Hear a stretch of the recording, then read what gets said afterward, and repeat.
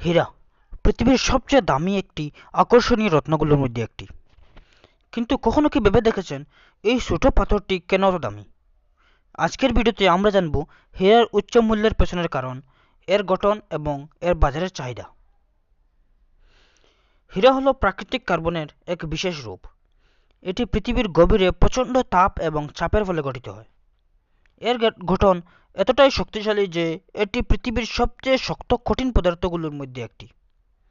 আর হীরার সেই ঝকঝকে আভা এবং কঠিনতা একে অন্য সব রত্নের থেকে আলাদা করে। হীরা দামি হওয়ার পেছনে রয়েছে কয়েকটি বিশেষ কারণ। হীরা পৃথিবীর খুব গভীরে তৈরি হয় এবং এগুলো খুঁজে বের করা অত্যন্ত কঠিন। অনেক টন মাটি সরানোর পর হয়তো মাত্র কয়েক ক্যারেট হীরা পাওয়া যায়। খুঁজে পাওয়া হীরা প্রাথমিক অবস্থায় খুব সাধারণ দেখায়। এর চমৎকার ঝকঝকে রূপ আনতে কাটা এবং পলিশ করতে হয়, যা অত্যন্ত দক্ষতার কাজ। বিশ্বের হীরা বাজারে একটি বড় অংশ কিছু কোম্পানির নিয়ন্ত্রণে। তারা চাহিদা অনুযায়ী সরবরাহ সীমিত রাখে, যাতে এর মূল্য সবসময় বেশি থাকে।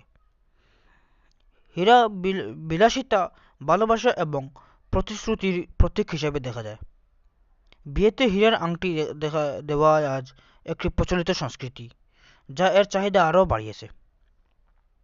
হীরার মূল্য নির্ধারণ করা হয় 4টি সি এর উপর ভিত্তি করে। কাঠ: হীরা কাটা যত নিখুঁত হবে এটি তত বেশি চকচক করবে। কালার বা রং: হীরা সাধারণত স্বচ্ছ হয়, তবে কিছু বিরল রঙের হীরার দাম আরও বেশি। ক্লিয়ারিটি: স্বচ্ছতা: যখন কম দাগ বা অস্পষ্টতা থাকে হীরার দাম তত বেশি।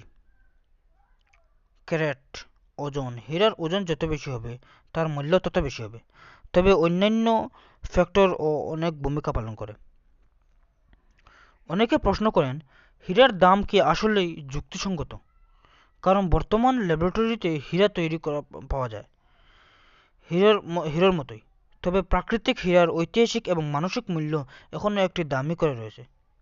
তাছাড়া কিছু সমালোচক মনে করেন যে বড় কোম্পানিগুলোর কৃত্রিম সংকট তৈরি করাও হীরার মূল্য বৃদ্ধির পেছনে একটি বড় কারণ।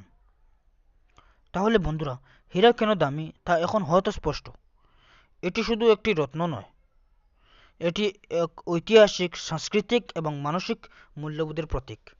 কিন্তু আপনি কি মনে করেন হীরার এই মূল্য কি সত্যিই যুক্তিসঙ্গত? আপনার মতামত নিচে কমেন্ট করে জানিয়ে দিন। ভিডিওটি ভালো লেগে থাকলে লাইক, শেয়ার এবং আমাদের চ্যানেলটি সাবস্ক্রাইব করতে ভুলবেন না।